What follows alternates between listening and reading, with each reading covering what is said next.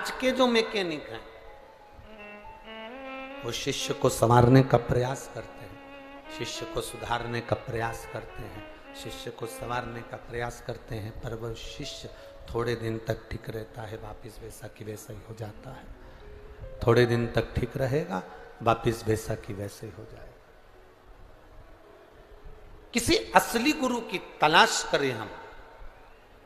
मेरे ओघड़दानी भगवान शंकर को गुरु का पद दिया गया और शिव जी को गुरु का पद दिया गया, इसलिए शंकर भगवान की कथा कहती है, जो शिव महापुराण की कथा में जाता है, जो शंकर के मंदिर में एक लोटा जल समर्पित करने के लिए जाता है, जो शिव तत्व को प्राप्त करने के लिए जाता है, जो किसी न किसी रूप में शंकर के मंदिर में, देवालय में, शिवालय में पहुंचता है, शंकर उसको अपना शिष्य बना लेते हैं, शिव उसको अपना चेला बना लेते हैं। और शिष्य बनाया तो कोई गुरु अपने चेले को बिगड़ने नहीं देता है, यह निश्चित था।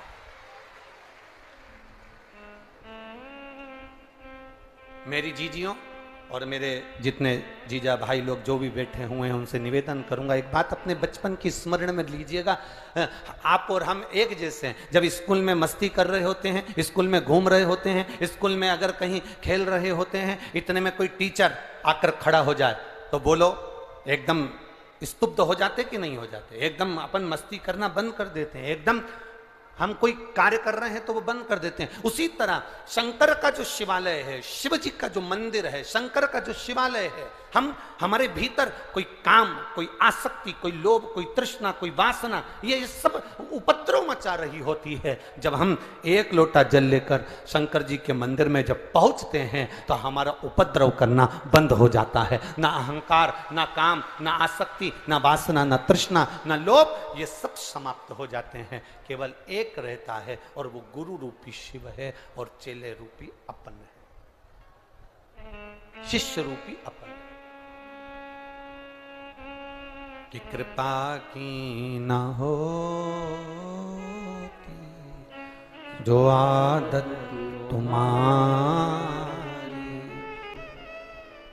अगर मेरे भोलेनाथ करुणा ना करते, दया ना करते, कृपा ना करते, उनकी दया ना होती तो संसार सागर में कुछ भी नहीं होता। मंथन किया देवता और राक्षसों ने मिलकर, जब शंभु शरणे बड़ी मांगू घड़ी रे घड़ी, दुख का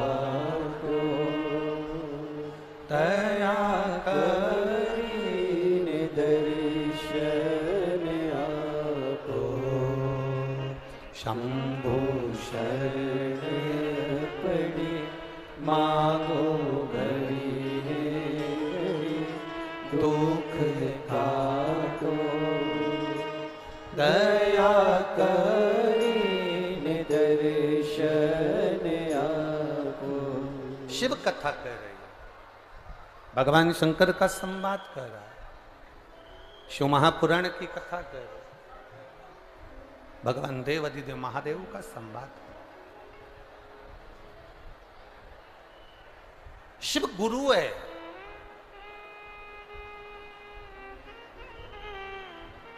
शिष्य चेला है।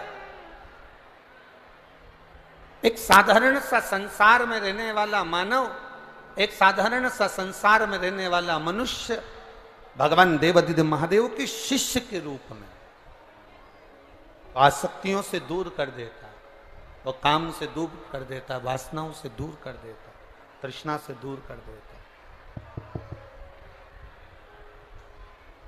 और जब हम आसक्तियों से दूर हो जाएं तब समझो कि शिव तत्व की प्राप्ति हुई।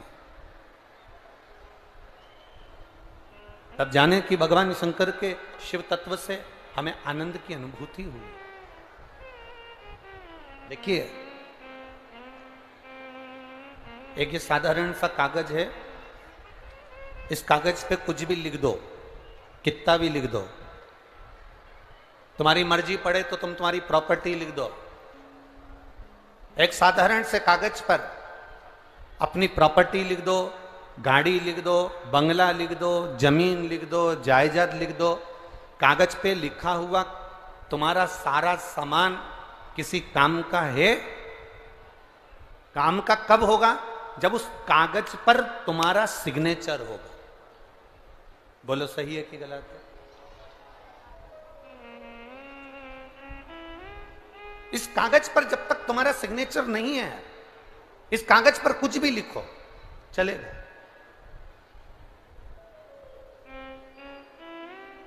इस कागज पर तुम्हारा साइन नहीं है, तुम कुछ भी लिखो चलेगा। अपनी गाड़ी लिख दो, बंगला लिख दो, जमीन लिख दो, प्रॉपर्टी लिख दो, तुम्हारी मर्जी पड़े जो जो लिख दो। तुम्हारा फार्म हाउस हो, घर हो, जमीन हो, जो लिखना है कागज के ऊपर लिख दो। पर कागज पर तुमने लिख जरूर दिया, पर कागज पर अगर तुम्हारा साइन नहीं है, सिग्नेचर नहीं है, तो कागज किसी काम का नहीं है। उसी तरह तुम चाहे डनलप के गद्दे पर सो लो, चाहे एसी के रूम में रह लो, चाहे एक मल्टी खड़ी कर लो, चाहे तुम कितने भी फार्म हाउस बना लो, चाहे तुम कितना भी सुंदर बंगला बना लो, चाहे तुम कितनी भी सुंदर गाड़ी ले लो, चाहे तुम कितनी भी सुंदर दुकान खोल लो, चाहे तुम कितने भी सुंदर कपड़े पहन लो, चाहे तुम कितने भी सुंदर जेवर बना लो, पर जब तक तुम्हारे हृदय में भगवान का नाम नहीं है, तब तक वो जीव किसी काम का नहीं। कागज पर सिग्नेचर होना जरूरी है तो कागज काम का हो जाता है। कागज पर सिग्नेचर होना जरूरी है, साइन होना जरूरी है, तो यह कागज काम का हो जाता है। और मनुष्य की अगर देह मिली है तो परमात्मा का नाम लेना जरूरी है, तो यह शरीर काम का हो जाता है। ये शरीर काम का तभी होता है।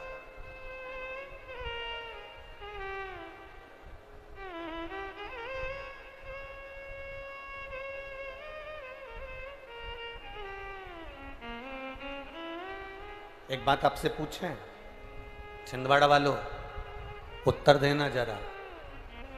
कुत्ता मरता है तो उसको कपड़े से ढका जाता है क्या? नहीं।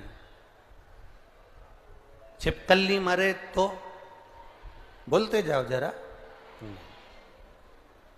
सुअर मरे तो? घोड़ा गधा मरे तो? जीव जानवर मरे तो? नहीं। और मनुष्य मरे तो कपड़े से ढका जाता है ना। जब कुत्ता को नहीं ढाको, जानवर को नहीं ढाको, घोड़ा गधा को नहीं ढाको, बंदर मरे तो नहीं ढाको, छिपकली मरे तो कपड़े से नहीं ढाको, तो ये मनुष्य मरता है तो इसको कपड़े से क्यों ढका जाता है? केवल उसका एक कारण है, इसने पाप इतना करा होता है कि इसको ढक कर ही ले जाया जाता है।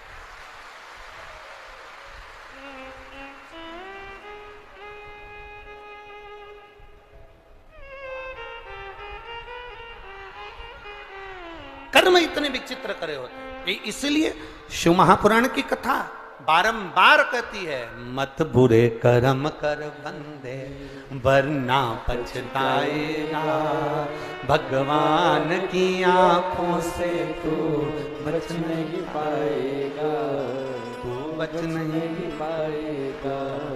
अरे ओ अज्ञानी मत करना,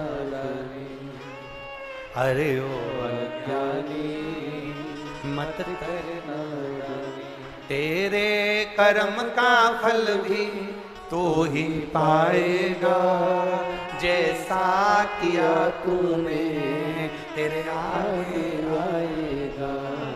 मत बुरे कर्म कर बंदे वरना पछताएगा, भगवान की आंखों से तू बच नहीं पाएगा, तू बच नहीं पाएगा। हमारा कर्म हमारे सम्मुख में, हम जैसा देते हैं वैसा हमें मिलता है, जैसा हम करते हैं वैसा हमें प्राप्त होता है। एक किसान, एक गांव का व्यक्ति, उसके यहाँ दूध अच्छा होता था ज्यादा, बहुत सारी उसके यहाँ गाय भैंस थी तो दूध अच्छा होता था, तो दूध का वो मक्खन बनाता था और मक्खन बनाकर वो एक डेयरी पर दे के आता था। माखन बनाया उसने और डेयरी पर दे आता था। 1 महीना, 2 महीना, 3 महीना, 4 महीना, 6 महीना, 8 महीना, साल, 2 साल, 3 साल निकल गए और वो माखन बनाता और देकर डेयरी पर आ जाता। एक दिन डेयरी के मालिक ने सोचा, ये रोज मक्खन देकर जाता है और मैं तोलता नहीं हूं, ऐसी कैसी रख लेता हूं। और रोज कहकर जाता है कि 1 किलो मक्खन दिया, आज मैं एक काम करता हूं कि तोलता हूं। डेयरी के मालिक ने उस माखन को तोला तो वो 700 ग्राम निकला। अब उसको तो बड़ा गुस्सा आया कि मैं रोज मक्खन को नहीं तोलता था और ये रोज मुझे चूना लगाता रहा, रोज घाटा देता रहा।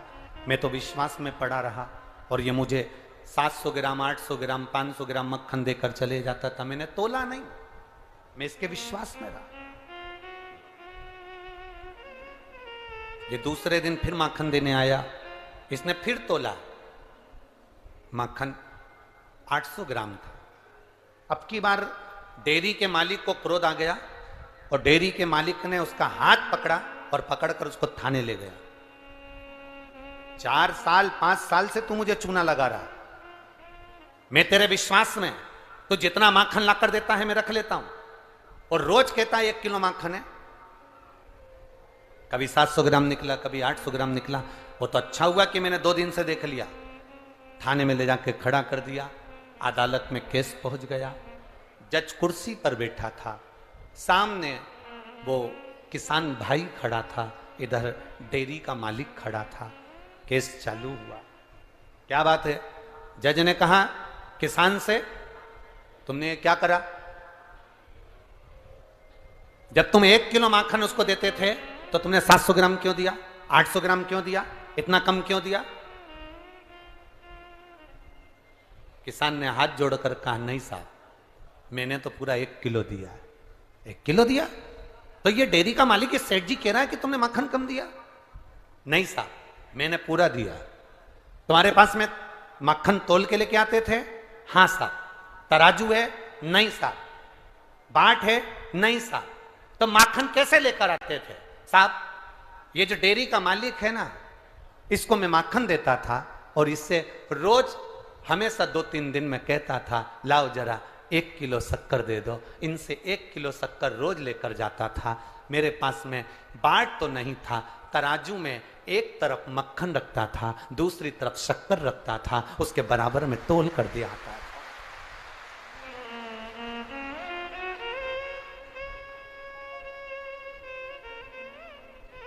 उसके बराबर में तोल कर दिया आता था।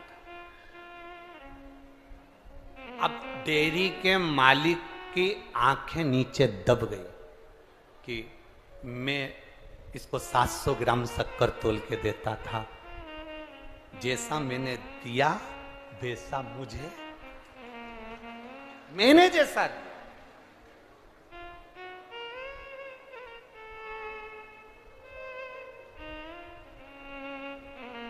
हम किसी पर 1 उंगली उठाते हैं तो ये 3 उंगलियां हमारी ओर जाती है कि तुम अपने अंदर झांक कर देखो। उसमें अगर 1 गलती है तो 3 गलती तुम्हारे अंदर। एक मित्र, एक व्यक्ति अपने घर पर पूछा, पत्नी को आवाज लगाई, सुनती है? सुनती है। पत्नी ने कहा क्या है, इधर आ।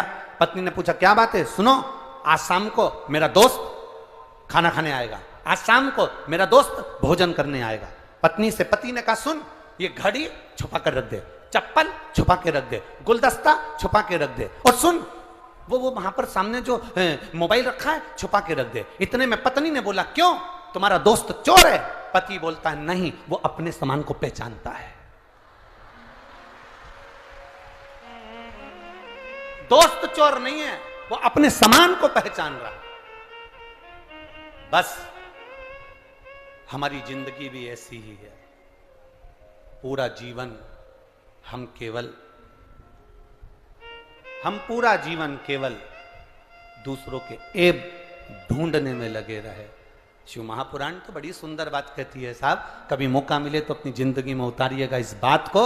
आपके तारीफ करने वाले, आपकी चर्चा करने वाले, आपकी तारीफ करने वाले कम हो जाएं चलेगा, आपकी तारीफ करने वाले कम हो जाएं चलेगा।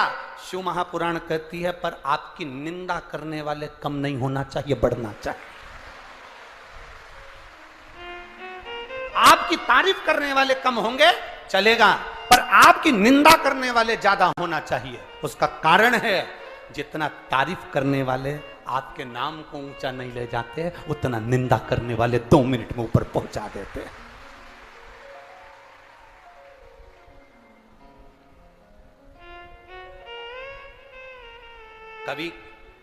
कभी आपने कहीं सुना कि किसी ने ब्रह्मा जी की निंदा करी?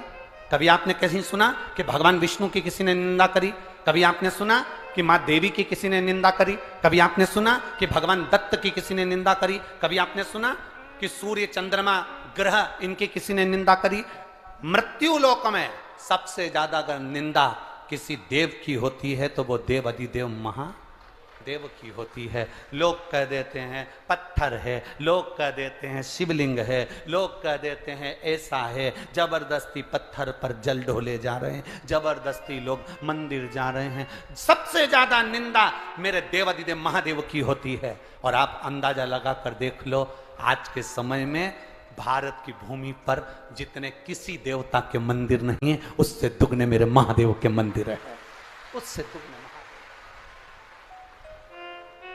आपकी तारीफ करने वाले कम होंगे चलेगा, आपकी तारीफ करने वाले कम हो जाएंगे चलेगा, कोई फर्क नहीं पड़ेगा, पर आपकी निंदा करने वाले कम नहीं होना चाहिए।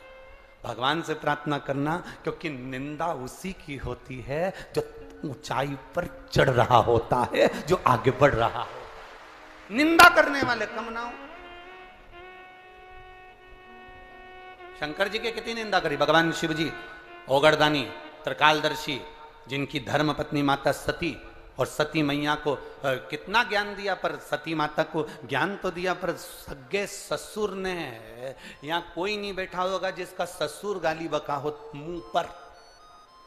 छिंदवाड़ा में तो ऐसा नहीं होगा कहीं का कि जिसके ससुर ने मुंह पर कह दिया हो कि ये ऐसा। दक्ष प्रजापति स्वयं अपने जमाई भगवान शंकर से कहते हैं, शिव मेरी बेटी सती का विवाह तेरे साथ में हुआ है, मेरी बेटी सती तेरे साथ में ब्याही है। शिव मैं आया और तूने सम्मान नहीं करा, शिव मैं तुझे श्राप देता हूं कि तू शमशान में निवास करेगा।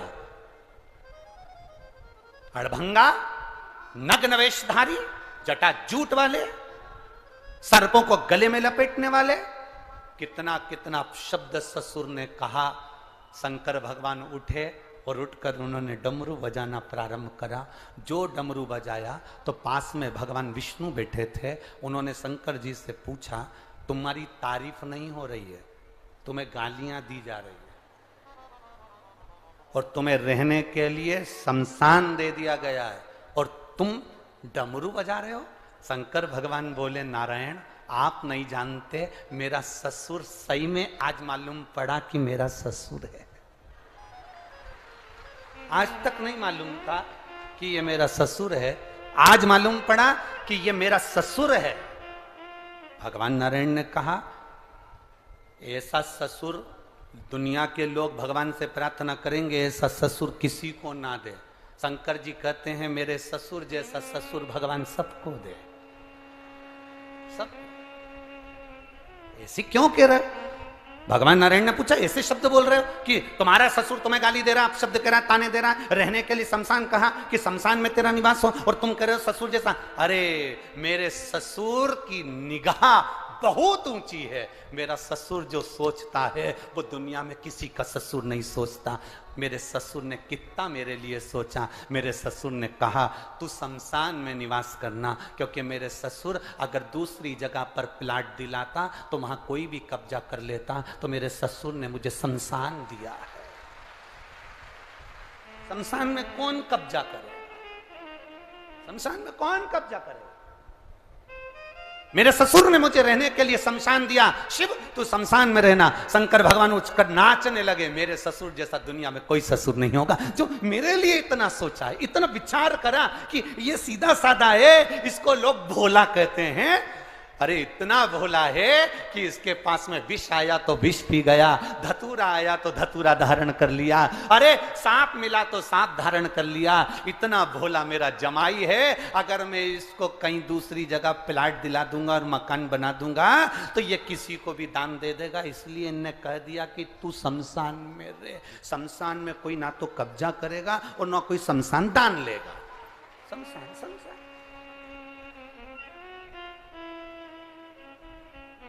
इतना तो छिंदवाड़ा वालों तुम्हारे ससुर ने भी नहीं सोचा होगा, पक्का, जितना भोलेनाथ जी के ससुर सोचे, इतना नहीं सोचा। अपशब्द कहे गए, निंदा करी गई, ताने दिए गए, आड़ा टेढ़ा कहा गया। कहा दुनिया के लोगों ने, फिर वही बात, प्रशंसा करने वाले कम हो जाए चल जाएगा, पर निंदा करने वाले कम नहीं होना चाहिए। जितने निंदा करने वाले, तुम्हारे लिए अपशब्द बोलने वाले जितने जितने ज्यादा होंगे, उतना उतना तुम जिंदगी की उन्नति की ओर बढ़ते चले जाओगे। आग लगे बस्ती में, अपन रहो मस्ती में, लहे सो कहे।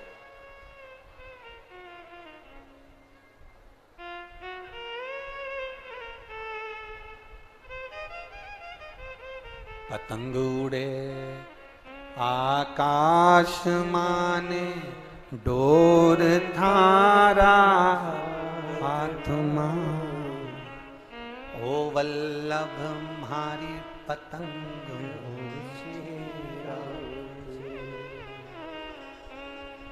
वो कहे सो ठीक, कहे सो ठीक।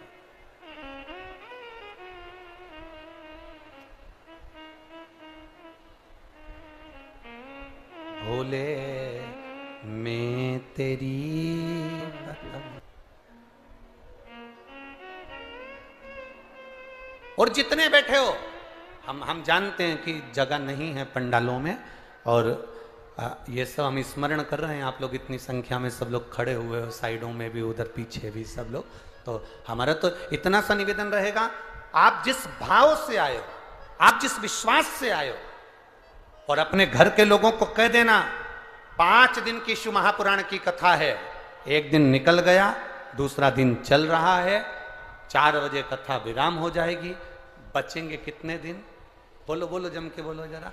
3 दिन। अपने घर वालों से कह देना कि बस मेरा मन है एक बार पंडाल में आसन लगाकर 5 दिन की जो शिव पुराण है वो नहीं सुन सकी, अगर 3 दिन 2 दिन भी मिल जाए, आधा घंटा 15 मिनट भी मिल जाए तो हमारी जिंदगी को सार्थक कर जाए।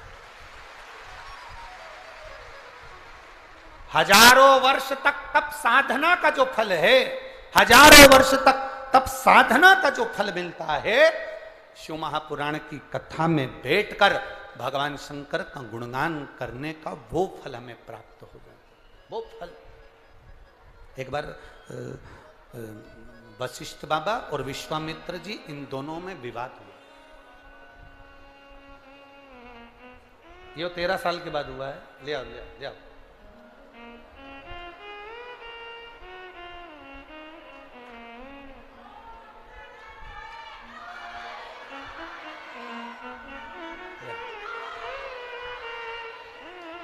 जोरदार ताली बजाएं। ये 13 वर्ष के बाद बाबा देवाधिदेव महादेव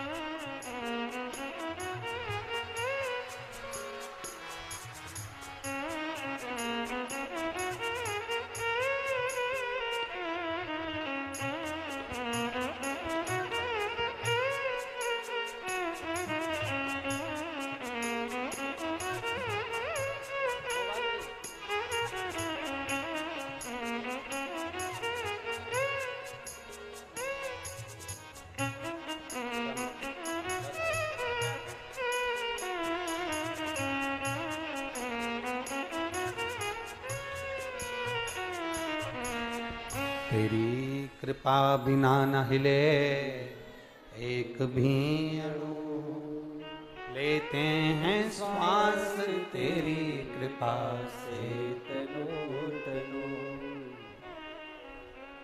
आप बैठकर कथा श्रवण कर रहे हैं, भजन कर रहे हैं, शिव तत्व की प्राप्ति कर रहे हैं। हजारों वर्ष के तप का जो फल होता है वो सत्संग में अगर जाकर बैठ गए, शिव महापुराण में अगर जाकर बैठ गए तो एक क्षण के सत्संग में वो फल प्राप्त हो जाता है। एक क्षण के सत्संग में वो फल आपको मिल जाता है, एक क्षण के सत्संग में। वशिष्ठ बाबा और विश्वामित्र जी दोनों में आपस में विवाद हुआ, दोनों में आपस में। विश्वामित्र जी ने कहा तप बड़ा होता है। विश्वामित्र जी कहते हैं तप बड़ा। वशिष्ठ बाबा कहते हैं सत्संग बड़ा। मेरी जीजियों और जितने मेरे भाई बैठे हैं, आप बड़े ध्यान से कथा में इतने मन को लगाइएगा। बहुत दूर दूर से आप छिंदवाड़ा से भी आए हो तो 15 किलोमीटर दूर से आए हो, सही है। आप आसपास से भी आए हो तो दूर से आए हो। 50 रुपये, 100 रुपये, 200 रुपये ऑटो वाले का खर्च कर कर आप यहाँ बैठे हो, आप यहाँ पहुंचे हो। केवल टीवी पर हाथ हिलाने के लिए नहीं आए, केवल टीवी पर हाथ हिलाने के लिए नहीं आए हो। कथा में अपने मन को लगाना। हम तो इस विश्वास से कथा को कहकर जाएं कि जितने आए हो ना, हाथ हिलाने से काम नहीं होगा, झोली भर कर लेकर जाना। बस इतना भगवान से प्रार्थना कर। ये तो कैमरे वालों का काम है जो आपके सामने कैमरा ले जाएंगे, आप उस पर हाथ हिलाने में अपना समय बर्बाद मत करना। टीवी पर ध्यान न रखते हुए कि मेरा फोटो आया कि नहीं आया, ध्यान ये रखना कि हमने जो कथा सुनी वो हमारी रोमावली से प्रवेश कर कर मेरे देवाधिदेव महादेव ने स्वीकार करी कि नहीं करी, मेरे जैसे जीव को उसको अपना बनाया कि ना बनाया, हमें उसको स्वीकार, हम उससे प्राप्त करें। वशिष्ठ बाबा और विश्वामित्र जी में आपस में विवाद हुआ। विश्वामित्र जी कह रहे हैं तप बड़ा होता है, वशिष्ठ बाबा कह रहे हैं कि सत्संग बड़ा होता है। 5 मिनट भी अगर कहीं बैठकर सत्संग किया है तो वो सत्संग बड़ा होता है। दोनों में विवाद हो रहा है, दोनों में विवाद। अब दोनों झगड़ा करते करते दोनों की दोनों भगवान नारायण के पास में पहुंच गए, भगवान विष्णु के पास पहुंचे। और दोनों झगड़ा करते करते जब भगवान विष्णु जी के पास में पहुंचे तो भगवान नारायण शेषनाग की सैया पर विश्राम कर रहे थे। लक्ष्मी जी उनके चरणों में बैठी हुई थी और उन्होंने, वशिष्ठ बाबा और भगवान विश्वामित्र दोनों ने भगवान नारायण से कहा, प्रभु हमारे मन में एक संशय है, उस संशय को मिटा दीजिए।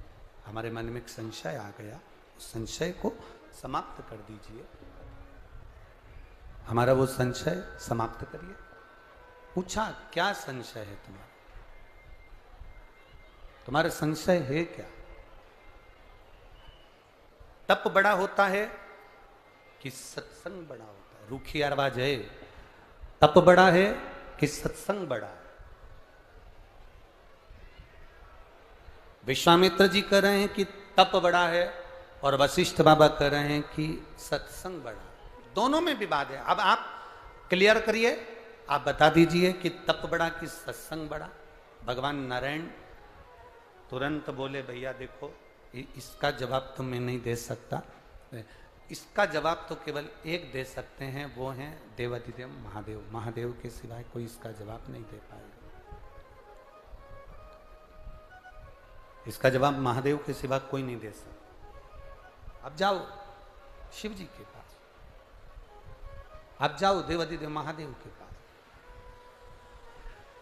वशिष्ठ बाबा और विश्वामित्र जी दोनों देवाधिदेव महादेव के पास पहुंच गए। आवाज नहीं जा रही है उधर पंडाल में। वशिष्ठ बाबा और विश्वामित्र जी दोनों देवादिदेव महादेव के पास पहुंच गए।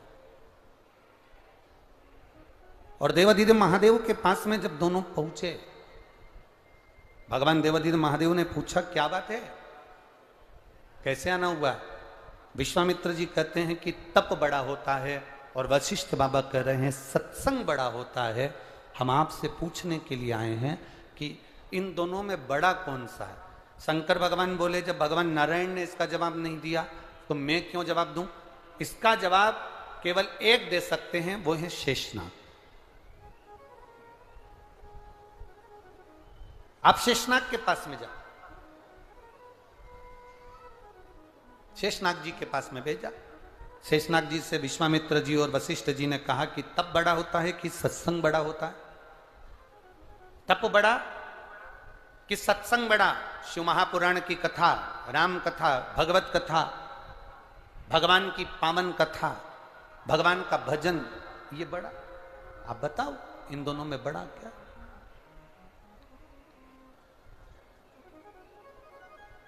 शेषनाग जी बोले, मैं उत्तर तो दे दूंगा, पर बात इतनी सी है कि उत्तर देने में मना नहीं है, पर मेरे फन के ऊपर जो ये पृथ्वी रखी है, ये पृथ्वी निरंतर घूम रही है।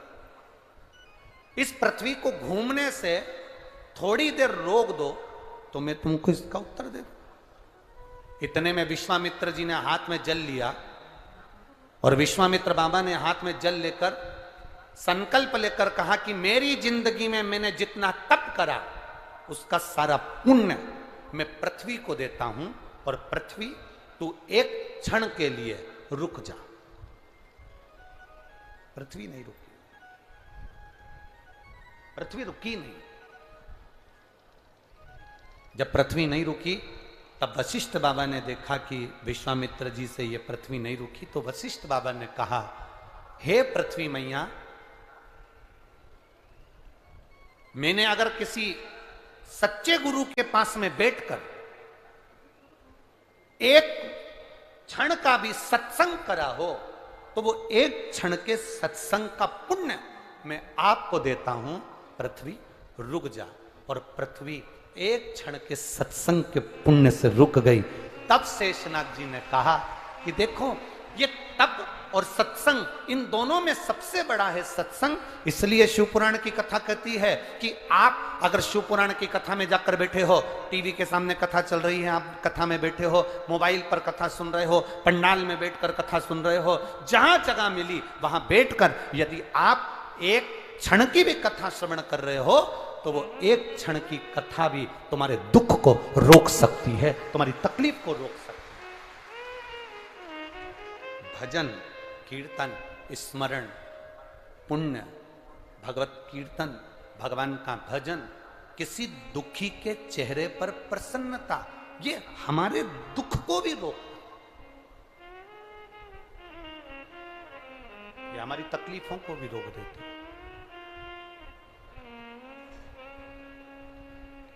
हमारे कष्ट को भी रोक देते हैं।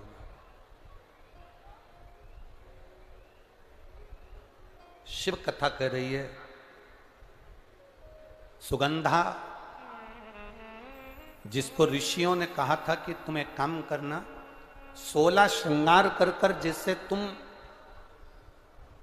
सबको अपनी मुट्ठी में कर ली हो, अपने कब्जे में कर ली हो, सुगंधा 16 श्रृंगार कर कर जैसे तुमने सबको अपने कब्जे में करा है, उसी तरह 16 सोमवार का व्रत कर कर तुम देव अधिदेव महादेव को भी अपना बना सकती हो, शंकर की आराधना कर सकती। अब इतना तो ऋषियों ने कहा, और ऋषियों ने कहने के बाद में ऋषि सारे के सारे जितने भी ऋषि थे वो सब क्षिप्रा महारानी के तट पर तप साधना में डूब गए। सुगंधा के मन में एक प्रश्न रह गया कि इस व्रत को मैं करूं तो करूं कैसे।